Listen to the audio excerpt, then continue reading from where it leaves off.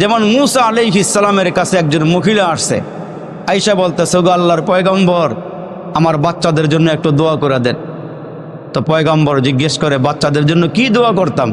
হুজুর, 250-300 বৎসরে আমার বাচ্চাগুলো নাবালেগ অবস্থায় মারা যায়। সুবহানাল্লাহ বলেন না জোরে আওয়াজ করে। যদি 250-300 বৎসরে এরা নাবালেগ অবস্থায় মারা যায়, তাহলে এরা হায়াত পাইছে কতদিন বলেন? ওই মুহূর্তে পয়গম্বর মুসা আলাইহিস সালাম বলতেছেন, মহিলা শোনো, তোমার সন্তান 250-300 বৎসরে নাবালেগ অবস্থায় মারা যায়। আর শোনো, শেষ জামানার নবীর উম্মতের গড় আয়ু হবে, হায়াত হবে 60 থেকে 70 বছর। ওই মহিলায় মাথায় হাত দিয়ে বলে, ওগো আল্লাহ পয়গম্বর, এরা কি বিয়ে শাদিও করবে? একটু চিন্তা করে দেখেন, এরা কি বিয়ে শাদিও করবে? এদের কি বাচ্চা কাচ্চা হবে? এরা কি ঘর বাড়িও বানাইবে? পয়গম্বর মুসা আলাইহিস সালাম বললেন, হ্যাঁ, এরা বিয়ে করবে, ব্যবসা বাণিজ্য করবে, চাকরি করবে, এদের বাচ্চা কাচ্চা হবে, এরা ঘরও বানাইবে। একটু চিন্তা করে দেখেন। এ আমার মুসলমান ভাইরা রে আমার, হাসরের কঠিন ময়দান হবে।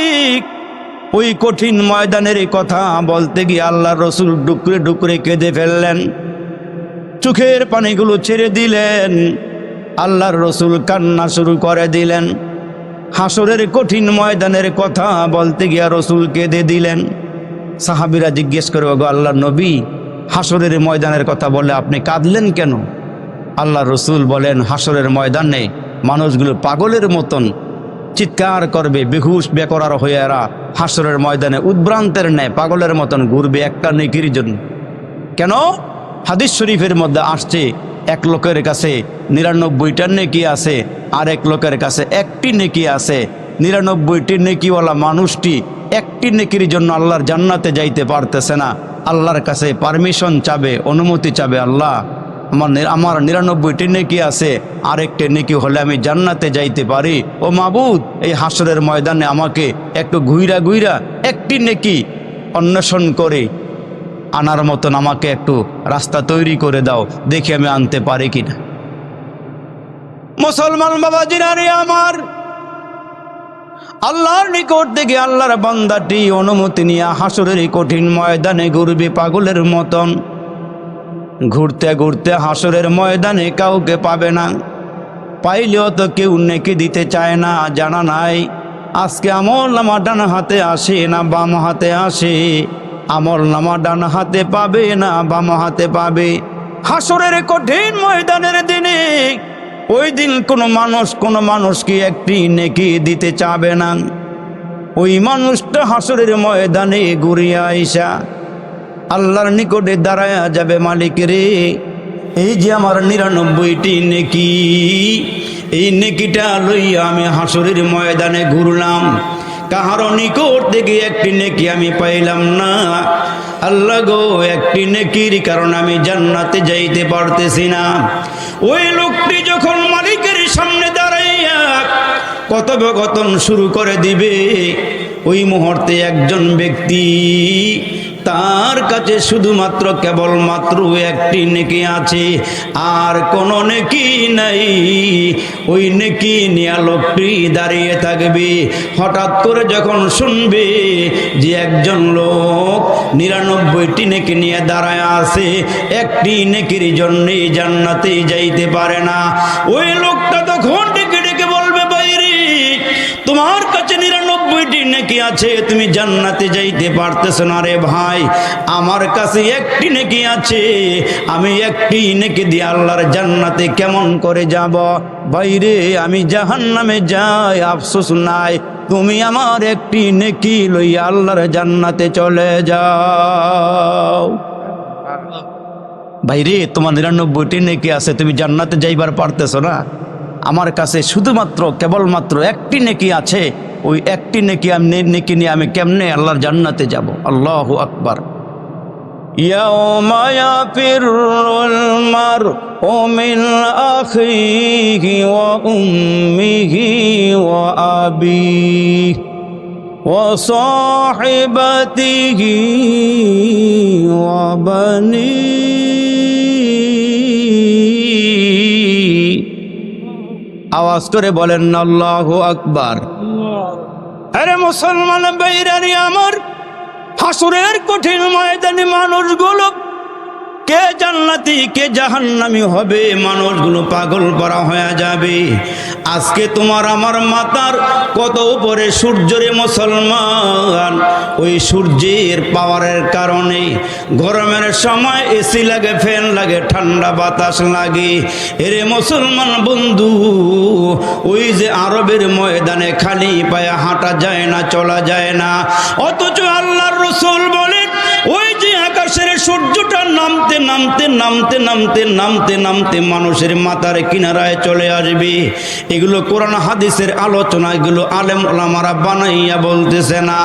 আমাদের বয়স যত, ওই বয়সের থেকে আমরা এগুলো শুনে আসতেছি, শুনতে শুনতে কলিজাটা বড় হয়ে গেছে। আখিরাতের ভয় আমার সিনার ভিতরে নাই, পরকালের জাহান্নামের আগুনের ভয় আমার সিনার মধ্যে নাই। অথচ আল্লাহ পাক রব্বুল আলামিন বলেন, মানুষ আমি আমার কোরআনে ওয়াজ করেছি, ফারিকুন ফিল জান্নাতি ওয়া ফারিকুন ফিস সাঈর।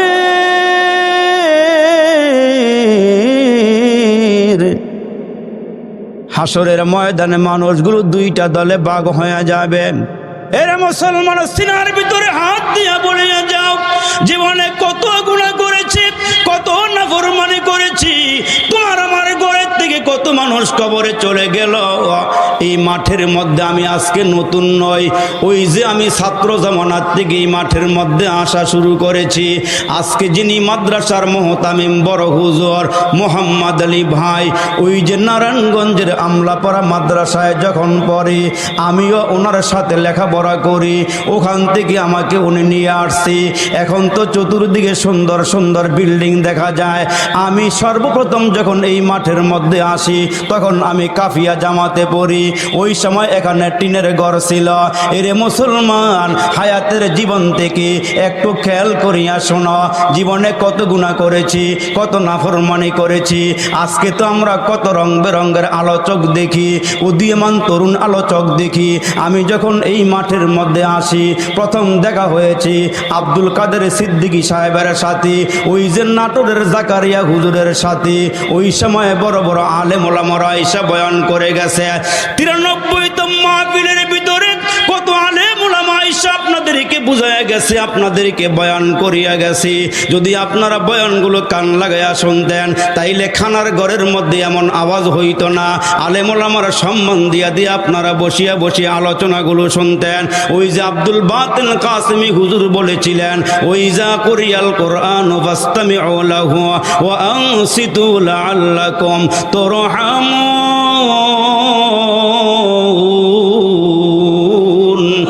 হুজুর বলেছিলেন, দিলের কান লাগায়া, মনের কান লাগায়া কথাগুলো শুনবা। শাহপুরের যুবক ভাইরা রে, এরে আমার মুরব্বীরা রে, হায়াতের জীবনে কত গুনাহ করেছ, কত মানুষ কবর দেশে চলে গিয়েছে।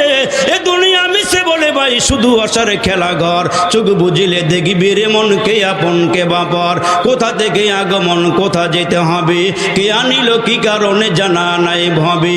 ওরে ভোলা মন তাতে নিমগন, মরণে স্মরণ কর, পলে পলে তর ফুরিয়েছে আয়ু, এখনো না হলো ডর।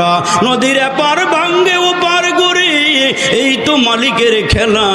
সকাল বেলার ধনীরে তুই ফকির সন্ধ্যা বেলা। যদি মুসলমান ভাইরা হাজী সাহেবের মতন হইয়া কবরে যাইতে পারো, সামান হাবেজ সাহেব হুজুরের মতন হইয়া কবরে যাইতে পারো, তোমার জন্য হাজার হাজার আলেমরা দোয়া করবে, হাজার হাজার মানুষ দোয়া করবে। আনতাল্লাযী ওয়ালাদাতকা উম্মুকা বাকিয়ান, আনতাল্লাযী ওয়ালাদাতকা উম্মুকা বাকিয়ান, ওয়ান্নাসু হাওলাকা ইয়াদহাকুনা মাসরুরা, ফাজহাদ লিনাফসিকা ইয ইয়াকুনু বাকিয়ান ফি ইয়াউমি মাউতিকা দাহিকান ওয়া মাসরুরা। প্রথম যেদিন তুমি এসেছিলে ভবে, কেঁদেছিলে তুমি একা, হেসেছিল সবে। এমন জীবন করো হে গঠন, মরিলেও হাসিবে তুমি, কাঁদিবে ভুবন। ये चमन सहारा भी होगा, ये खबर बुलबुल को दो,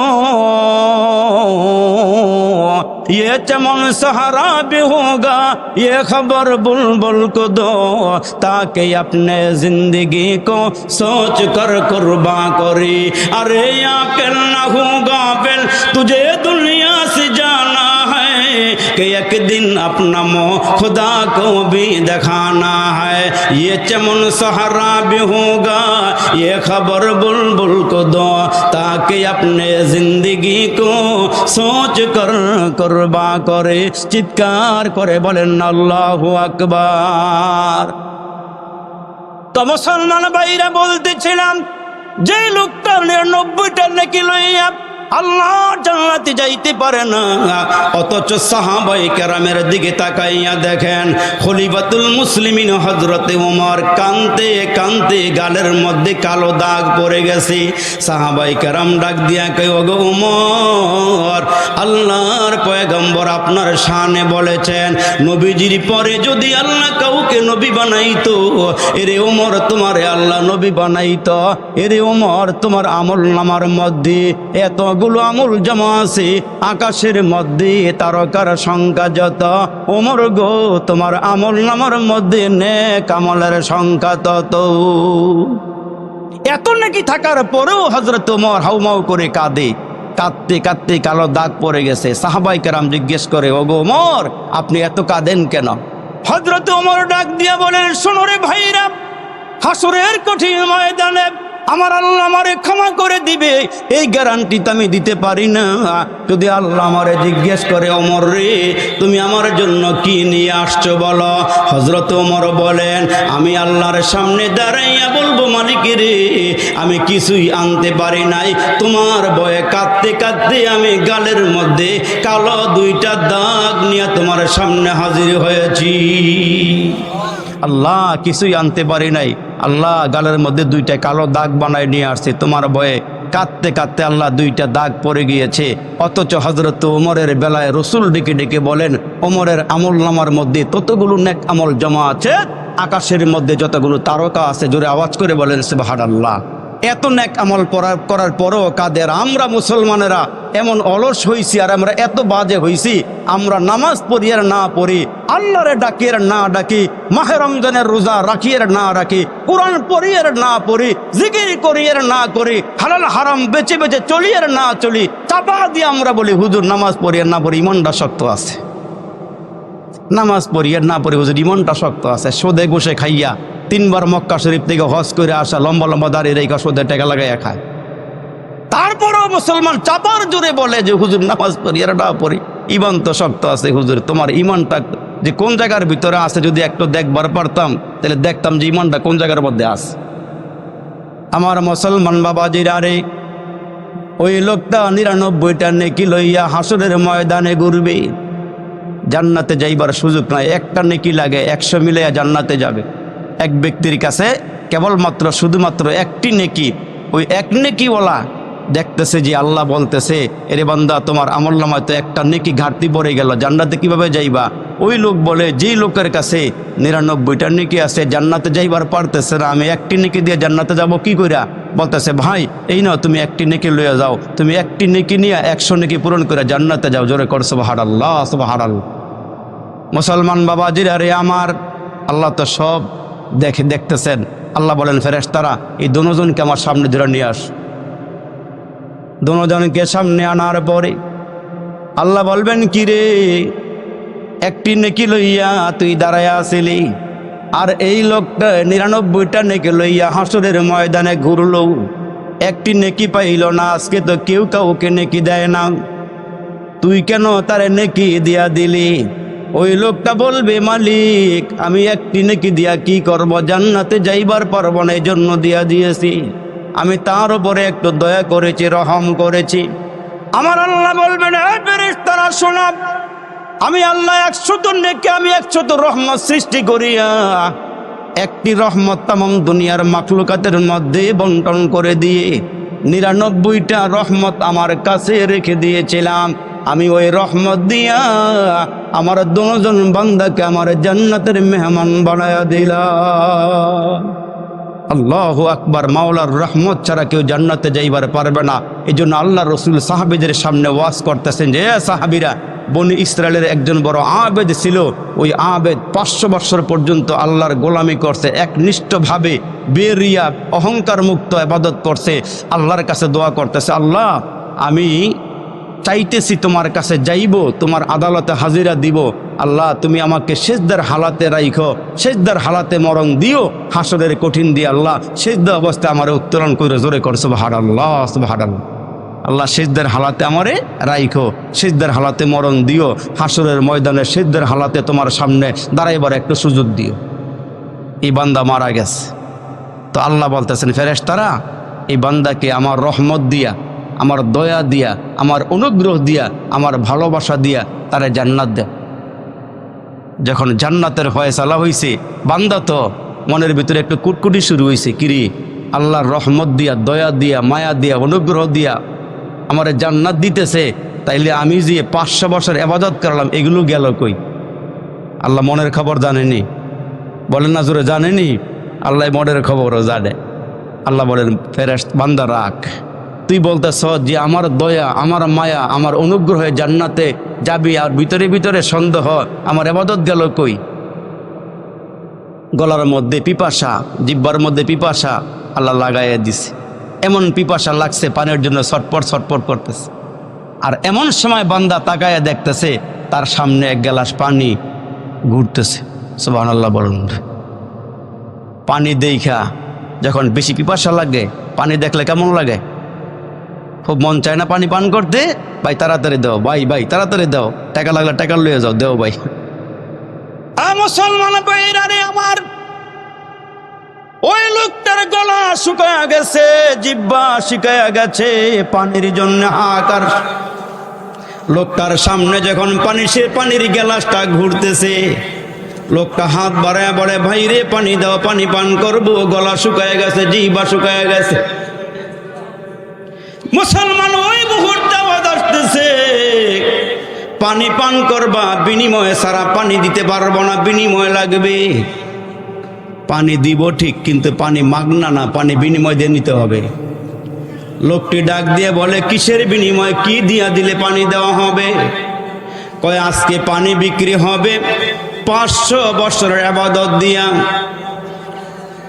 এক গ্লাস পানি যদি পান করতে চাও তাইলে 500 বছরের ইবাদত দেওয়া লাগবে। লোকটাই বলে, ভাই 500 বছরের ইবাদত লয়ে যাও, তারপর আমারে পানি দাও, পিপাসা নিবারণ করি। এক গ্লাস পানি ওইখান থেকে কিনছি 500 বছরের ইবাদত দিয়া। আচ্ছা বলেন তো এখন কি ইবাদত আছে না শেষ? বলেন না জোরে, আছে না শেষ? ওই বেটার বাহাদুরি এখন আছে? বাহাদুরি নাই। আমার আল্লাহ ডাক দিয়া বলেন, বান্দারে তুমি ছিলা সাগরের মাঝখানে একটি দ্বীপের মধ্যে, ওই দ্বীপের চতুর্দিকে লবণাক্ত পানি, আর দ্বীপের মধ্যে আমি তোমার জন্য একটা মিষ্টি পানির ফোয়ারা চালু করে দিয়েছিলাম, লাইন চালু করে দিয়েছিলাম। আর ওইখানে আমি একটা ডালিম গাছ লাগাইয়া দিয়া সকাল বিকাল তোমারে ডালিম খাওয়াইছি রে বান্দা। আমি যে তোমারে এত নিয়ামত দিলাম, এই নিয়ামতের বিনিময়ে আমারে তুমি কি দিবা বলো? আমার আল্লাহ ডাক দিয়ে কয়, শাহপুরের মানুষ একটু খেয়াল করিয়া শোনো। আমার আল্লাহ ডাক দিয়ে বলেন, ও ইন তাউদ্দু নি'মাতাল্লাহি লা তুহসুহা।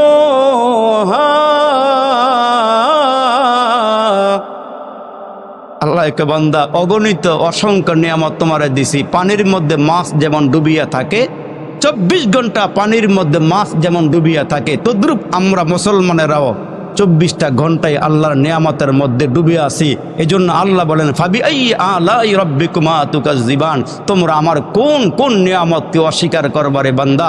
আমি তোমাদেরকে এত এত নিয়ামত দিয়েছি, নিয়ামত খাইতে খাইতে প্রত্যেকটা বান্দায় দাঁতগুলো ক্ষয় করে ফেলাইছে, অথচ জিহ্বা নাড়াইয়া আল্লাহর শুকরিয়া আদায় করে না, বলে না যে আলহামদুলিল্লাহ। আমার আল্লাহ ডেকে বলেন, বান্দা তোমারে মিষ্টি পানি পান করাইলাম দ্বীপের মধ্যে, তোমারে আমি ডালিম খাওয়াইছি, ওই নিয়ামতের বিনিময়ে তুমি আমারে কি দিবা? ওই বান্দায় তখন ডেকে বলে, মালিক এখন যদি আমার নিকট থেকে নিয়ামতের বিনিময় চাও দিতে পারবো না। সুম্মা লাতুসআলুন্না ইয়াওমাইযিন আনিন নাঈম।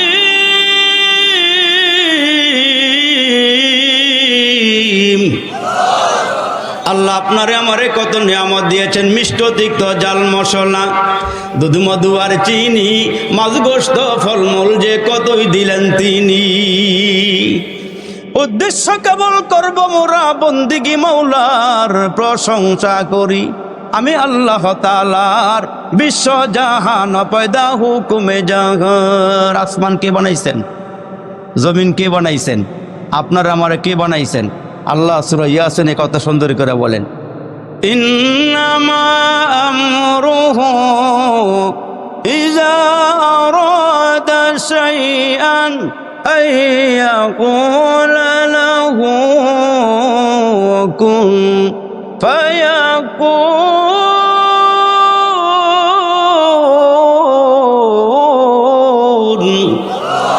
আল্লাহকে বান্দা আমি আসমান বানাইছি কুন ফায়াকুন দিয়া, জমিন বানাইছি কুন ফায়াকুন দিয়া, সাগর নগর যা দেখো না, সৌরজগতে যা আছে, পাতালপুরীতে যা আছে, যা দেখি না, সব কিছু বানাইছে আল্লাহ কুন ফায়াকুন দিয়া। আর আপনারে আমারে বানাইছে আল্লাহ খলাকতু বিয়াদাইয়া, আল্লাহর কুদরতি হাত দিয়া। চেহারার দিকে তাকায় দেখেন কত মানুষ এখানে বসা আছেন, একজনের চেহারার সঙ্গে আরেকজনের চেহারার কোনো মিল নাই। সুবহানাল্লাহ সুবহানাল্লাহ। ঠোঁটের কোনো মিল নাই, চোখের কোনো মিল নাই, নাকের কোনো মিল নাই, কানের কোনো মিল নাই, হাতের কোনো মিল নাই, সাপের কোনো মিল নাই। এই জন্য আল্লাহ বলেন, আলাম নাজআল লাহু আইনাইন ওয়া লিসানান ওয়া শাফাতাইন। আল্লাহকে বান্দা কথা বলার জন্য দুইটা ঠোঁট দিলাম, মুখের ভিতরে জিহ্বা দিলাম, এই জিহ্বার মধ্যে মেশিন লাগাইয়া দিলাম, দেখা যায় না, ধরা যায় না, ছোঁয়া যায় না, অথচ হরেক রকমের খাবারের স্বাদ বোঝা যায়, মজা বোঝা যায়। টাঙ্গাইলের চমচমের মজা এক রকমের, আমরা আবার এই সিরাজগঞ্জ এলাকার মিষ্টির মজা আরেক রকমের, আবার দইয়ের মজা আরেক রকমের, কুমিল্লার রসমালাইয়ের মজা আরেক রকমের, গরুর গোশতের মজা একরকম, মহিষের গোশতের মজা আরেক রকম, দেশি মোরগ মুরগির মজা একরকম, ফার্ম মুরগির মজা আরেক রকমের, এই শীতের দিনে হাঁসের গোশতের মজা এক রকমের, বকরির গোশতের মজা এক রকমের, দুম্বার গোশতের মজা আরেক রকমের, ওটের গোশতের মজা আরেক রকমের। আল্লাহকে মুখের ভিতরে জিহ্বাটা দিয়া আমি আল্লাহ 24টা ঘন্টা তাকায়া থাকি, তুমি নি আমারে এখানে বসে একবার আল্লাহ করে ডাক দেন, তুমি না আমার একবার আল্লাহ করে ডাক দেন। দুনিয়ার সব বাইরে, আল্লাহ বাইর হয় না। হচটকায় পড়ে গেলে ও মাই গড বাইর হয়, আল্লাহ পাকের নাম বাইর হয় না, সুবহানাল্লাহ বাইর হয় না, আল্লাহু আকবার বাইর হয় না, এগুলো বাইর হয় না। কেন? ভিতরে আল্লাহর প্রেম নাই, আল্লাহর মোহাব্বত নাই, আল্লাহর ভালোবাসা নাই। আল্লাহু আকবার। তখন আল্লাহ ডেকে বলেন, বান্দা এত নিয়ামত খাওয়াইছি, এখন বলো তুমি কিসের বিনিময়ে জান্নাতে যাইতে চাও? ওই লোকটা হাত জার করে রাখে, আল্লাহ তোমার রবের পারবো না। জোরে করছো সুবহানাল্লাহ। আল্লাহ যদি দয়া না করে, আমরা যে পাপী, আমরা যে গুনাহ করছি, তাহলে আমরা আল্লাহ পাকের জান্নাতে যাইতে পারবো না। এই জন্য মুসলমান ভাইরা, কার জীবন সফল আর কার জীবন বিফল? আল্লাহু আকবার। 5টা আমল করবেন। 1 নম্বরে তালিলে কোরআন, বেশি বেশি কোরআন তেলাওয়াত করবেন। ও হাফিজিল লিসান, জবানটারে হেফাজত করবেন। এই জবান দিয়া গিবত, শেখায়, চগলখুরি, মিথ্যা, তহমত যত কিছু আছে এগুলোর থেকে আমার জিহ্বাকে হেফাজত করব, ঠোঁটটারে আমি হেফাজত করব। আল্লাহ পাকের রসুল বলেন, ইল্লাল জান্নাতা তাশতাকু ইলা খামসাতি নাফার। 1 নম্বরে তালিলে কোরআন, বেশি বেশি উম্মতেরা কোরআন তেলাওয়াত করবে। 2 নম্বরে জবানটার হেফাজত করবে। 3 নম্বরে মুসলমান ভাইরা ক্ষুধার্ত মানুষকে খানা খাওয়াইবেন। 4 নম্বরে বস্ত্রহীন মানুষকে বস্ত্র দিবেন। 5 নম্বরে ওমান সাল্লা আলা হাবিবির রহমান, রসুল বলেন যারা আমার উপরে বেশি বেশি দুরূদ শরীফ পড়ে, 1 নম্বরে যারা বেশি কোরআন তেলাওয়াত করে, 2 নম্বরে যারা জবানটারে হেফাজত করে, 3 নম্বরে যারা ক্ষুধার্ত মানুষকে খানা খাওয়ায়, 4 নম্বরে যারা বস্ত্রহীন মানুষকে বস্ত্র দেয়, 5 নম্বরে যারা রসুলের ওপরে বেশি বেশি দুরূদ শরীফ পড়ে। এই 5টা আমল করে যেই লোকগুলো মারা যাবে, যেই পুরুষেরা মারা যাবে, যেই মহিলারা মারা যাবে, রসুল আরবি বলেন মরতে দেরি হবে, এরা আমার আল্লাহর জান্নাতে যাইতে দেরি হবে না। বেশি বেশি কোরআন শরীফ পড়া। রসুলের 1 নম্বর কাজ ছিল ইয়াতলু আলাইহিম আয়াতিহি, রসুলের 1 নম্বর কাজ ছিল কোরআন শরীফ পড়া, কোরআন তেলাওয়াত করা। এই জন্য আমার রসুলকে আল্লাহ এমন সুন্দর কণ্ঠ দিয়েছিলেন। রসুলে আরবি খানায় কাবার চতুর্কোনায় দাঁড়ায়া দাঁড়ায়া যখনই যেখানে দাঁড়ায় কোরআন তেলাওয়াত করতেন। কাফের বেদিনগুলো যেখানেই থাকুক না কেন, মোহাম্মদ নবীর কোরআন তেলাওয়াত শুই না এরা পঙ্গপালের মতন দৌড়াইয়া আইসা মোহাম্মদের সামনে বলতো লা ইলাহা ইল্লাল্লাহ মুহাম্মাদুর রাসূলুল্লাহ সাল্লাল্লাহু আলাইহি ওয়াসাল্লাম। শুধুমাত্র কেবলমাত্র আমার নবীর চেহারা দেইখা লাখ লাখ কাফের কালমা পড়ে মুসলমান হয়ে গেছে। আমার নবীর কোরআন তেলাওয়াত শুনে লাখ লাখ কাফের কালমা পড়ে মুসলমান হয়ে গেছে। আমার নবীর চরিত্র দেইখা, আদর্শ দেইখা, ওয়া ইন্নাকা লা আলা খুলুকিন আযীম লাকাদ কানা লাকুম ফি রাসূলিল্লাহি উসওয়াতুন হাসানাহ। আমার নবীকে আল্লাহ উত্তম চরিত্র দিয়েছিলেন। ওই চরিত্র দেইখা দেইখা দেইখা লাখ লাখ কাফের কালমা পড়ে মুসলমান হয়ে গেছে। জোরে কোন সুবহানাল্লাহ। ওই নবীকে আল্লাহ বলেন, নবী গো ইয়াতলু আলাইহিম আয়াতিহি, 1 নম্বর দায়িত্ব হলো আপনি কোরআন শরীফ পড়বেন। এই কোরআনের শিক্ষাগুলো এই মাদ্রাসার মধ্যে হয়, এই কোরআনের শিক্ষাগুলো সুবহাই মক্তবের মধ্যে হয়। এই কোরআন শিক্ষা বন্ধ করার জন্য, মাদ্রাসা বন্ধ করার জন্য, আলে ওলামাকে মুসলমান থেকে দূরে সরাইবার জন্য নাস্তিক মুরতাদেরা জায়গায় জায়গায় লেগে গিয়েছে।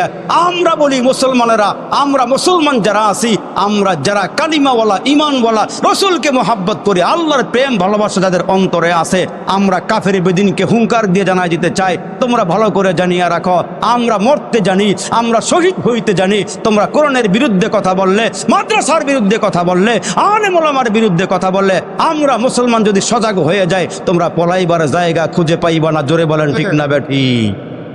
আমরা মুসলমান কিন্তু এখনো ঘুমাই নাই, আমরা সজাগ আছি এখনো। তোমরা মনে কইরো না আমরা ঘুমিয়ে পড়েছি, না, আমরা ঘুমাই নাই। এদেশের মানুষগুলো আলেমদেরকে মহাব্বত করে, এদেশের মানুষগুলো মাদ্রাসারে মহাব্বত করে, কোরআনের জলসারে মহাব্বত করে, মসজিদকে মহাব্বত করে, রসুলকে মহাব্বত করে। প্রয়োজন যদি হয় মাথায় কাফনের কাপড়ে বেঁধে হলো রসুলের পক্ষে স্লোগান দিয়া ময়দানে নেমে আমরা মরতে প্রস্তুত আছি। জোরে বলেন ঠিক না বেঠি?